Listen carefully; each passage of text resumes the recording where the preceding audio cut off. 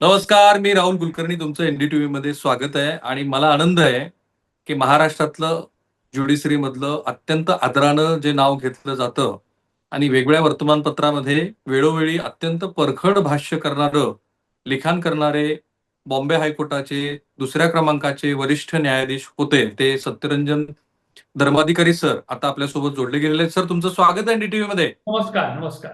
Thank you so much.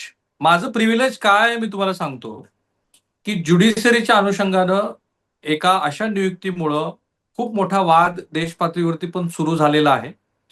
Shrimati आरती साठे ज्या बॉम्बे हायकोर्टामध्ये कर विषयक प्रॅक्टिस करणाऱ्या वकील होत्या, ज्यांची नियुक्ती तत्कालीन भारतीय जनता पार्टीचे प्रदेशाध्यक्ष श्री चंद्रशेखर बावनकुळे यांनी 18 महिने 23 दिवस आधी भारतीय जनता पार्टीच्या प्रवक्त्या म्हणून केल्या होत्या. अर्थात त्यांची आता कलिजियमनी न्यायाधीश म्हणून नियुक्ती केल्यानंतर भारतीय जनता पार्टीकडनं टीका सुरू झाल्यानंतर एक खुलासा आला आहे की त्यांनी भारतीय जनता पार्टीचा पक्ष सदस्यत्वाचा आधीच राजीनामा दिलेला आहे. त्यामुळे मला तुमच्याकडनं तुमची राजकीय मतं असतील तर त्या मुलाखतीच्या दुसऱ्या भागामध्ये आपण त्याच्यावरती जरूर बोललं पाहिजे. पण आता मी काही वेगवेगळ्या तज्ज्ञांशी बोलल्यानंतर त्यांचं असं मत आहे की कायदेशीर दृष्ट्या कलिजियमने जे काही केलेले ते नियमात आहे, परंतु प्रश्न नैतिकतेचा आहे या नियुक्तीवरून. असा प्रश्न विचारणं योग्य नाही. हे सोयीस्कर मत आहे. जेव्हा आधी असं होत होतं तेव्हा ते संवैधानिक आणि कायदेशीर होतं, पण नैतिक नव्हतं का? तेव्हा असं दोन्ही पक्ष हा जो रंग ह्याला देत आहेत की माझ्या आधीच्यांनी हेच केलं, मी आता केलं तर त्यात वावगं काय, अशा दृष्टीने या प्रश्नाकडे पाहता येत नाही. व्यक्तीची निवड त्याची राजकीय पार्श्वभूमी बघून केली जात नाही. आम्ही जेव्हा तिथे बसतो, जेव्हा मी सुद्धा या न्यायवृंदाचा किंवा ज्याला कॉलेजियम म्हणतात त्याचा सदस्य होतो, त्यावेळेला निवड आणि त्याची निकष हे फार स्पष्ट होते. व्यक्ती ती किती निष्णात चांगली वकील आहे किंवा किती परिपक्व आहे, किती अनुभव गाठीशी आहे, कुठल्या विषयात तज्ज्ञ आहे आणि एकूणच त्यांच्या व्यवसायातल्या इतर लोकांचं त्यांच्याबद्दलचं मत काय आहे, ह्या सगळ्या दृष्टीने तो विचार केला जातो. हे निकष लावले जातात. विचारसरणी राजकीय याच्या आड येत नसते, निवडीच्या आड. तिथे मग अनेक राजकीय विचारसरणीचे लोक बसलेले असतात त्या वृंदात. ते ह्या गोष्टी ह्याच्यात कधीच आणत नाही. त्यामुळे ते नैतिकता सोडून काही करतात असं मानणं चुकीचं असतं. नाही, पण त्यातली अडचण सांगतो धर्माधिकारी सर, की पूर्वीचं सरकार आणि आत्ताच्या सरकारमध्ये मूलभूत फरक असा आहे की वेगवेगळ्या केंद्रीय संस्था आणि अगदी ज्युडिशरी सुद्धा कॉम्प्रोमाइज झाली. अशा पद्धतीची विरोधकांची जी टीका आहे त्याच्यात अजिबात तथ्य नाही असं काही मानायचं कारण नाहीये. त्यामुळं आता झालेली जी नियुक्ती आहे ती त्या प्रिझममधनं त्या दृष्टिकोनातनं बघितली जाते आहे. तुम्ही म्हणता त्याप्रमाणे सरन्यायाधीशांच्या अध्यक्षतेखाली असलेल्या कॉलेजियमनं अत्यंत पारदर्शीपणे जरी ही नियुक्ती केली असली तरी विद्यमान स्थितीमध्ये ह्या नियुक्तीवरती खूप सारे प्रश्न उपस्थित झाले. हे बघा, न्यायवृंद किंवा ते जे तिघं बसून करतात ती शिफारस असते, ती नियुक्ती नसते. ती नियुक्तीची शिफारस आहे. नियुक्ती राष्ट्रपती करत असते. अर्थात राष्ट्रपती नियुक्ती करताना एक प्रक्रियेचा भाग म्हणून या मंडळींकडून, कारण ही यंत्रणेमध्ये केलेली नियुक्ती आहे त्यामुळे यंत्रणेचाच विचार, त्याच्याच हिताचा विचार, लोकहिताचा विचार असं करून अंतिम निर्णय राष्ट्रपती घेत असतात. आणि असं जर आपण म्हटलं की कोणी त्याला कह्यात ठेवायचा प्रयत्न करतो आहे किंवा त्याच्यावर दबाव आणण्याचा प्रयत्न करतो आहे, तर ते मी तरी आपल्याला सांगतो, 40 वर्ष 50 वर्ष, आज जोपर्यंत माझा जन्म 60 सालचा आहे, वकिलीमध्ये मी 1983 पासून आलो, अनेक 42 वर्षात अनेक वेळेला असा दबाव आणण्याचा प्रयत्न केलेला आहे आणि तो सगळ्या पक्षांनी केलेला आहे. त्यावेळेचे सत्तेत असलेले, त्यावेळेचे विरोधी असलेले सगळ्यांनी त्याच्यावर दबाव आणायचा प्रयत्न केलेला असतो. कारण आपल्याला समज तसा करून दिलेला आहे की हा एक सरकारचा विभाग आहे, सरकारच नियुक्ती करते, तुम्ही सरकार धार्जिणे असणारच, कुठल्या ना कुठल्या पक्षाशी तुमची बांधिलकी असणारच. ती बांधिलकी संविधानाशी आहे, ती कायद्याशी आहे, कायद्याच्या राज्याच्या संकल्पनेशी आहे, ती पक्षांशी नाही. आणि कित्येक वेळा अनुभव असा आलेला आहे की जवळ राजकीय पक्ष जो सत्तेत आहे त्याच्या विचारसरणीशी जवळीक साधलेला माणूस हा अत्यंत स्वतंत्र बाण्याने काम करत होता. अत्यंत स्वायत्तता, कुठेही तिच्याशी तडजोड नाही. आता काही उदाहरणं आपण जी म्हणतात विरोधक देतात, ते विरोधक म्हणतायत म्हणून, पण त्यांना ही कल्पना मान्यच नाहीये की जो सरकारच्या बाजूने निर्णय देतो तो त्यांच्या दृष्टीने निपक्ष नसतो, तो स्वतंत्र आणि स्वायत्त नसतो. त्याला कुठल्या ना कुठल्या प्रकारचा त्याला दबाव येतो, त्याला तो बळी पडतो. आता याच्यात यंत्रणेत माणसं आहे, सबंध यंत्रणेवर असं बोट ठेवणं हे कितपत योग्य आहे? मी यंत्रणेचा वकील नाही, यंत्रणेची वकिली मी करणार नाही. यंत्रणेत माणसं आहेत, माणसं कमकुवत असतात, माणसं स्वतःच्या फायद्यासाठी हितासाठी तडजोडी करत असतात. ते आणीबाणीच्या काळात सगळ्या वेळेला आपण पाहिलेलं आहे. त्यावेळेला जे सत्तेत होते ते आज विरोधक आहेत. त्यांनी स्वतः प्रश्न विचारावा की त्यांनी कधी अर्थात. आणि सर, वेळोवेळी तुम्ही राज्य सरकार किंवा केंद्र सरकारच्या धोरणाबद्दल आणि ज्युडिशरीबद्दल पण तटस्थपणे विश्लेषण केलंय, ते महाराष्ट्रातल्या प्रेक्षकांनी वाचलंय. पण माझा प्रश्न पुन्हा तोच आहे की विद्यमान स्थितीमध्ये, कारण तुम्हीच आता म्हणालात की दबाव असतो, अर्थात तो कलोजियमवरती असतो की प्रत्यक्ष न्याय यंत्रणेत तुम्ही ज्या आसनावरती बसतात त्याच्या संदर्भात तुम्हाला म्हणायचं होतं. पण आत्ताचा प्रश्न वेगळा आहे. आत्ताचा प्रश्न ज्या पद्धतीचं हे सरकार केंद्रस्थानी आहे आणि ज्या सरकारनं कोलोजियम सिस्टमला सुद्धा ब्रेक लावण्याचा प्रयत्न केला, अर्थात सुप्रीम कोर्टाने ते नंतर हाणून पाडला, त्या कॉन्टेक्स्टमध्ये ही नियुक्ती बघितली जाते आहे, म्हणून हा प्रश्न उपस्थित झालाय जास्त प्रकर्षाने. नाही, या नियुक्तीमध्ये प्रश्नचिन्ह उपस्थित करणाऱ्या लोकांनी हे नाव 2023 साली जेव्हा मुंबई हायकोर्टाने, मुंबई उच्च न्यायालयाने त्याची शिफारस केली त्यावेळेला उपस्थित केला होता का? ती शिफारस दिल्लीला पोहोचली. दिल्लीला पोहोचल्यानंतर तिथं त्या जी व्यक्ती आहे ती त्याही वेळेला पदाधिकारी होती का नाही याची शहानिशा केली नाही. त्या पक्षाच्या पदाधिकारी होत्या. यापूर्वी व्हिक्टोरिया गौरी यांच्या संदर्भात सुद्धा आरोप झाले, ह्याच्यापेक्षा गंभीर आरोप झाले, परंतु निकषच तो नाही. तर मी तिथे बसून असं का समजावं की एखाद्या व्यक्तीची मी निवड केली किंवा शिफारस केली, ती व्यक्ती सरकार धार्जिणीच राहील, ती स्वायत्तपणे स्वतंत्रपणे काम करणार नाही, आपला बाणा ती दाखवणार नाही, असं आपण गृहीतक का मांडलेली आहे? मी ती मांडण्याचं कारण प्रामाणिकपणे आपण कोणाचं नुकसान करतो त्या व्यक्तीचं नाही मला काय म्हणायचं. यंत्रणेच्या विश्वासार्हतेवर एवढं मोठं प्रश्नचिन्ह उपस्थित करून एकमेव जी आहे ज्याला आज आपल्याजवळ पर्याय नाही ती उद्ध्वस्त करायची आहे का? काय साधायचं आहे याच्यात? विरोधकांना त्यांच्याही प्रकरण घेऊन न्यायालयात जायचं असतं, ते जातात ना. ते अडचण काय झाली मी तुम्हाला सांगतो. न्यायमूर्ती धनंजय चंद्रचूड साहेब ज्यांनी आपल्या महाराष्ट्रातल्या सत्तांतरासंदर्भातला निवाडा त्यांच्या कार्यकाळामध्ये देणं अपेक्षित होतं, तो दिला नाही, हा एक भाग. दुसरं असं की अलाहाबाद न्यायालयाच्या काही न्यायाधीशांनी उजव्या विचारसरणीच्या काही संघटनांच्या प्रत्यक्ष कार्यक्रमाला उपस्थित राहणं, हा एक दुसरा भाग. मी उदाहरणच देतोय. त्यानंतर नागपूरमधल्या एका महिला न्यायाधीशांनी केलेली आक्षेपार्ह टिप्पणी, ज्याच्यावरती बॉम्बे हायकोर्टाने पण आक्षेप नोंदवला होता. आणि अलीकडे पुन्हा तोच मुद्दा आहे की ज्या पद्धतीची न्याय व्यवस्था हा देश बघतोय, खरं तर त्याची उदाहरणं आधी पण आहेत, ज्याचा तुम्ही आणीबाणीच्या संदर्भात किंवा मधल्या श्रीमती इंदिरा गांधी यांच्या कालखंडातल्या अनेक उदाहरणातून आपल्याला दिसलं की तेव्हा सुद्धा ज्युडिशरीच्या एकूणच इंडिपेंडन्स बद्दल बरेचशी प्रश्नचिन्ह उपस्थित झाली होती. पण पुन्हा एकदा मला तेच तुम्हाला विचारायचं की विद्यमान स्थितीमध्ये नव्या परिप्रेक्ष्यामध्ये सरकार आणि ज्युडिशरी यांचे जे संबंध बघितले जात आहेत त्याच्यातनं या अपॉइंटमेंटकडे बघितलं जात आहे. आणि मला कुठेही असं म्हणायचं नाही की आरती साठे ह्या इलिजिबल नाहीयेत त्यांच्या व्यावसायिक त्यांच्या कार्यक्षमतेबद्दल. नाही, कार्यक्षमता आणि हा सगळा भाग जो आहे त्याच्याबद्दल आपण चर्चा करणारे कोण? कारण आपण निवड प्रक्रियेतले नाही, त्यावेळेला आपण भाष्य करू नये. पण मी आपल्याला व्यक्तिशः सांगू इच्छितो, मी आता इतर माध्यमांनाही सांगितलं की त्यांनी माझ्यासमोर वकिली केलेली आहे. 5 वर्ष कर विषयक प्रकरण माझ्या समोर होती. मी त्या खंडपीठाचा मुख्य हे होतो. माझ्यासमोर त्यांनी वकिली केलेली आहे, मी त्यांचं कौशल्य पाहिलेलं आहे. त्याच्याबद्दल काहीच दुमत नाही. Okay. So you are saying दुसरा जो भाग आहे तो असा की त्यांच्या घरची एक पार्श्वभूमी आहे. त्यांचे वडील सुद्धा या विचारसरणीशी जवळीक साधणारे होते. ते भाजपच्याच जवळचे होते.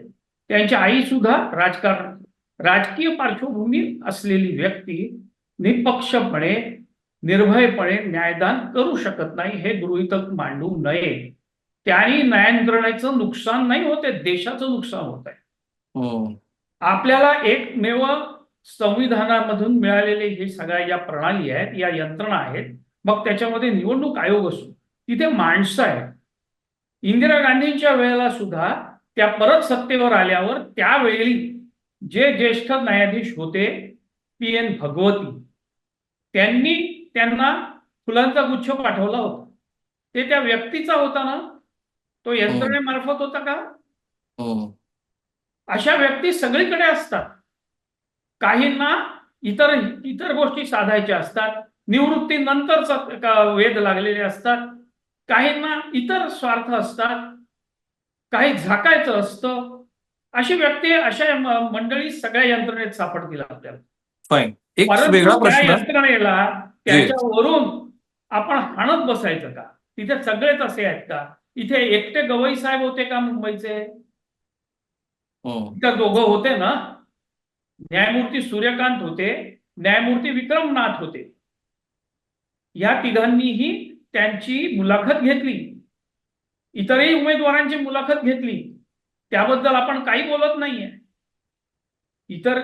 त्यातला एक उमेदवार पण सर याच मुलाखतीमध्ये मी काही ऐकून घ्या, एक उमेदवार नागपूरचा होता, तो वकील आहे, त्याचं कुटुंब अमरावतीचं आहे. मग काय म्हणायचं?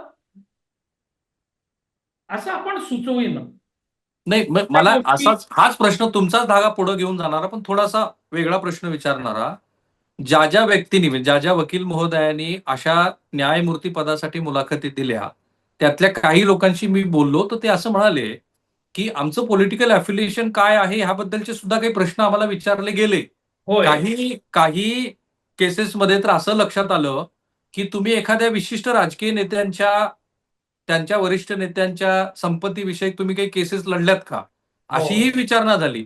तर आता प्रश्न असा आहे की तुम्ही मगाशी असं म्हणालात की कॉलेजियम समोर हा निकषच नाहीये की त्या कोणत्या पॉलिटिकल पार्टीला किंवा कोणत्या विचारधारेला अफिलिएट करतात, असं असतं का? याचं कारण, हे विचारण्याचं एक कारण आहे, मी आपल्याला सांगतो. ती व्यक्ती कुठल्या तरी प्रकरणांमध्ये कुठेतरी कोणाशी संबंधित आली तरी ती अशील म्हणून संबंधित आलेली आहे. संबंध तो अशिलाचा आहे, अशील आणि वकील आहे. व्यक्तिशः काही आहे का हे विचारावं लागतं.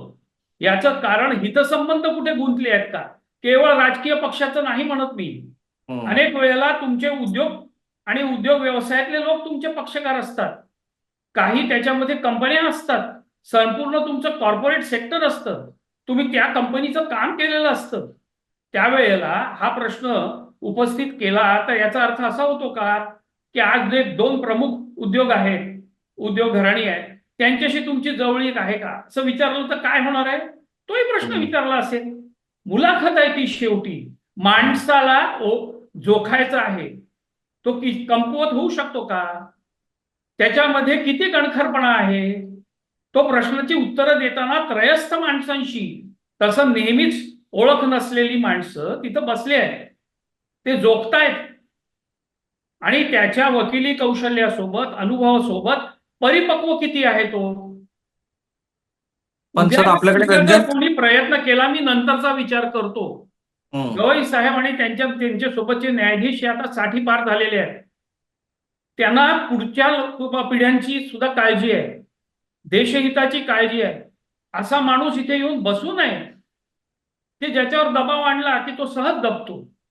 दुर्दैवाने सर आपल्याकडे रंजन गोगोई सरांसारखं एक मोठं प्रकरण होतं ज्याच्यावर खूप चर्चा झाली. ती माणसाची कमकुवतपणा होता, तो माणूसच कमकुवत होता. आपण आणखी ठीक आहे सर, तुम्ही उत्तर दिलं, पण मला जरा भारतीय जनता पार्टीच्या प्रवक्त्याने केशव उपाध्याय यांनी एक ट्विट जे केलं, एक्सवरती जी पोस्ट केली, त्याच्या अनुषंगाने थोडा वेगळा प्रश्न विचारायचा आहे. त्यांनी 1962 सालचं उदाहरण दिलं हो आणि आता तुम्ही सुद्धा काही उदाहरणं दिली, काही मला डाव्या चळवळीतली काही लोक की जे प्रत्यक्ष ज्युडिशरीमध्ये वरिष्ठ पदावरती पोहोचले त्याची उदाहरणं मी ऐकली आणि मला असं लक्षात आलं की त्या व्यक्तींनी आपलं जे पॉलिटिकल अफिलिएशन आहे ते बाजूला ठेवलं आणि होय स्वतंत्रपणे काम पाहिलं. पण इथे केशव उपाध्याय आणि भारतीय जनता पार्टी ज्याचं उदाहरण देतात त्या काळामध्ये कॉलेजियम सिस्टीम नव्हती हो आणि आता कॉलेजियम सिस्टम आहे. असं असताना हे अपॉइंटमेंट झाल्या त्याबद्दलचे काही आक्षेप आहेत लोकांचे. नाही नाही त्यावेळेला कॉलेजियम सिस्टीम म्हणजे कॉलेजियम हा शब्द नव्हता, न्यायवृंद हा शब्द नव्हता, परंतु अत्यंत व्यवस्थितपणे राष्ट्रपती नेमणूक करण्यापूर्वी तिथं सल्लामसलत केली जात असे. त्यावेळेच्या सर्वोच्च न्यायालयाच्या मुख्य न्यायाधीशांशी इतर न्यायाधीशांशी सुद्धा सल्लामसलत होत असे. ती अनौपचारिक होती का औपचारिक होती हा प्रश्न बाजूला ठेवूया आपण. परंतु ती व्यक्ती आज जे नाव आपण घेतलं त्यांना लगेच हात झटकायचे होते आणि दाखवायचं होतं की आमचा कुठलाही दबाव नसतो, आम्ही या प्रक्रियेत कुठल्याही प्रकारे सहभागी नसतो. ते त्यांच्या तर तुमचा विश्वास आहे की सरकारचा जरी कॉलेजियम सिस्टम असली तरी सरकारचा आता ज्युडिशरीतल्या अपॉइंटमेंटमध्ये दबाव नाहीये? कितीही सरकारने प्रयत्न केलेत मधल्या काळामध्ये. आर यू शुअर की तसा कोणताही दबाव नाहीये आता? दबाव बघा, दबाव आणणारा तुम्हाला सांगणार नाहीये. दबाव ज्याच्यावर आणला जातो तो अप्रत्यक्ष असतो की प्रत्यक्ष असो, तरी तो दबावाला नेहमीच बळी पडतो असं तर होत नाही. आज आपण जर यंत्रणेमधल्या कुठल्याच माणसावर विश्वास ठेवायचा नाही असं ठरवलं तर मग कसं चालणार आहे? राईट.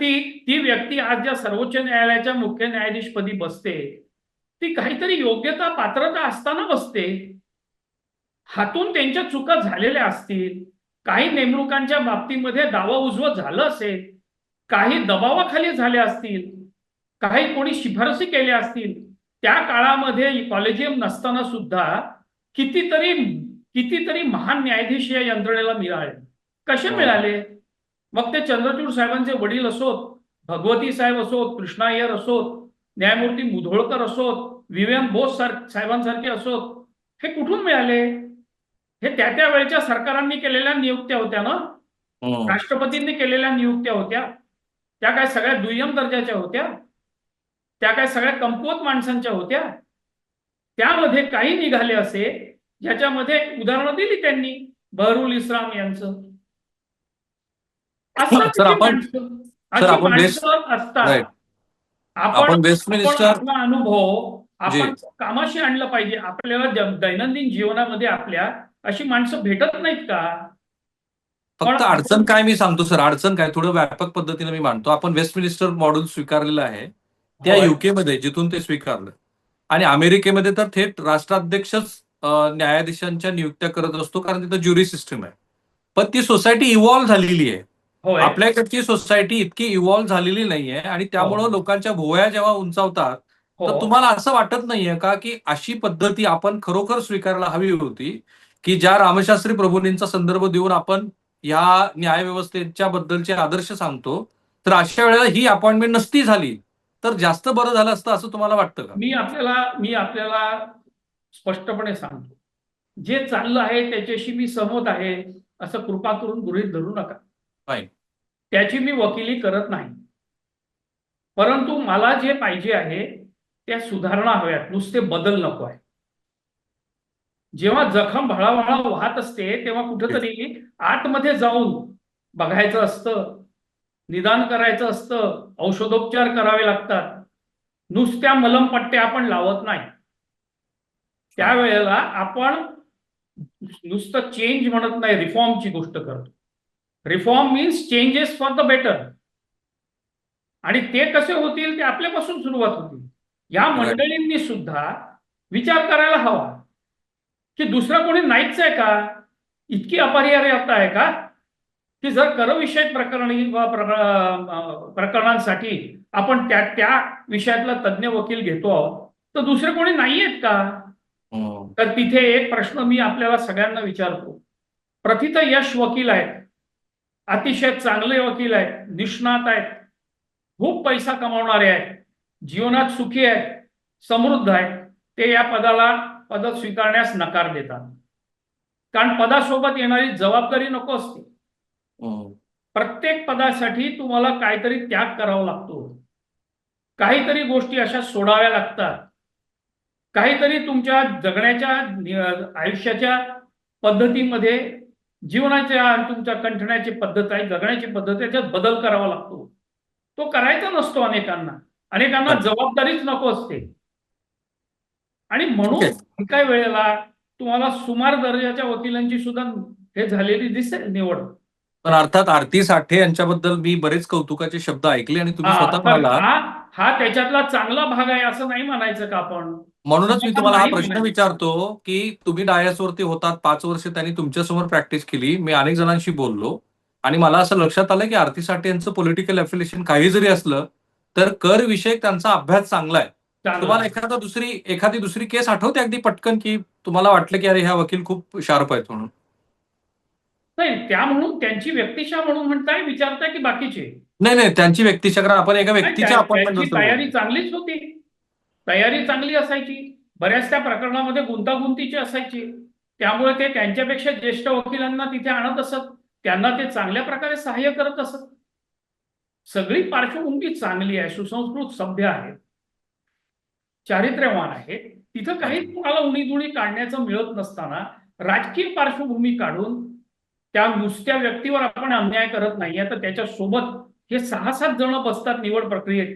त्या सगळ्यांनाच त्यांनी गहाण ठेवली आपली बुद्धी. ते सहज शरण जातील, त्यांना पारदर्शीपणाचं काही देणं घेणं नाही, असं मानणं चुकीचं होईल. पण कारण हा हे एक रॉंग प्रेसिडेंट सर, हा एक रॉंग प्रेसिडेंट आहे असं वाटतं तुम्हाला? टाळता येऊ शकलं असतं. हा. टाळता येऊ शकलं असतं. पण याच्यामुळेच जर चांगला उमेदवार निघून गेला हातून, तर न्याय यंत्रणेचं जास्त नुकसान होतं. आमच्याकडे आम्ही विचार करतो. बॅलन्सिंग बॅलन्सिंग पब्लिक इंटरेस्ट असं असतं. Both are public interest. मग त्याच्यामध्ये बॅलन्सिंग करताना आपण जेव्हा देशहिताचा, समाजहिताचा, पक्षकारांच्या हिताचा, न्याय यंत्रणेच्या दर्जाचा विचार करतो, तेव्हा आपण झुकतं माप थोडस देतो. फाईन. पण एक मला आता प्रश्न पडलाय आणि तो शेवटचा आहे की भविष्यामध्ये इतक्या प्रभावी पद्धतीनं करविषयक काम करणाऱ्या या न्यायाधीश महोदयांनी जे काही निवाडे देतील तर त्याकडं आता ज्या पद्धतीची चर्चा त्यांच्या नावाला घेऊन झाली आहे आणि अलीकडे सोशल मीडियाचा आणि सगळ्याच पद्धतीचा प्रभाव खूप जास्त आहे. तुम्ही जे बोलत आहात ते 10 वर्षानंतर सुद्धा न्यायमूर्ती सत्यरंजन धर्माधिकाऱ्यांनी काय सांगितलं होतं हे बघणार आहेत लोक. तर त्यांच्याबद्दल, त्यांच्या भविष्यातल्या निवाड्याबद्दल काहीही कारण नसताना संदेह निर्माण झाला असं तुम्हाला वाटतं या चर्चेमुळे? नाही संदेह निर्माण होणार. उलट उलट त्यांना शहाणपण जास्ती सुचेल आहे. त्या जास्ती प्रगल्भ होतील आहे. हे सगळं त्यांना मदत करणारं ठरणार आहे. त्या तावून सुलाखून बाहेर येतील आहे. आणि आपण बघा 2 वर्ष तर त्यांना अतिरिक्त न्यायमूर्ती ठेवतील. त्याच्या आधी सुद्धा पदरिक्त असतील तरच त्यांना कायम केलं जाईल. कायम करण्यापूर्वी सुद्धा हा विचार केला जातो की पात्रता आहे की नाही, योग्यता आहे की नाही, काय केलं ह्यांनी, कसे निवाडे दिले आहेत, एकतर्फी दिले आहेत का, हे सगळं बघितलं जातं. हे सगळं मी आपल्याला एक शेवटचं सांगतो. ह्याला एलिव्हेशन म्हणतात. म्हणजे तुम्ही ज्या तिथे बसलात त्याच्यापासून जास्त उंचीवर तुम्ही येता. Elevation is a state of body and mind. तुम्ही ज्या वेळेला स्वतःला व्यक्ती म्हणून त्या उंचीवर नेत नाही, पदाच्या उंचीवर नेत नाही, खुर्चीच्या उंचीपर्यंत नेत नाही, तोपर्यंत तुम्ही काम करत राहता, कष्ट करत राहता. ती तुम्हाला प्रेरणा मिळते लोकांना न्याय देण्याची. आणि त्यामुळे तुमच्या हातून कमीत कमी चुका कशा घडतील, कमीत कमी तुम्ही पक्षपात कसा कराल, हे तुम्ही कटाक्षाने बघता. त्या तेवढ्या जबाबदार आहेत. Sir, thank you so much. त्या प्रेक्षकांच्या करतीलच एक मनात प्रयत्न असं माझी खात्री आहे. नाही, मला तुमचे आभार मानायचे आहेत, कारण प्रेक्षकांच्या मनातले जे क्रिटिकल, ज्याला आपण इंग्रजी म्हणतो अशा सगळ्या प्रश्नांची कोणतीही संदिग्धता न ठेवता तुम्ही स्पष्ट उत्तरं दिली. त्यामुळे ज्यांच्या कोणाच्या मनामध्ये वेगवेगळ्या पद्धतीचे वाद प्रवाद आणि प्रश्न कृपा निर्माण करून झालेले आहेत. माध्यमांना आणि जनतेला माझी नम्र विनंती आहे की हे थांबवावं.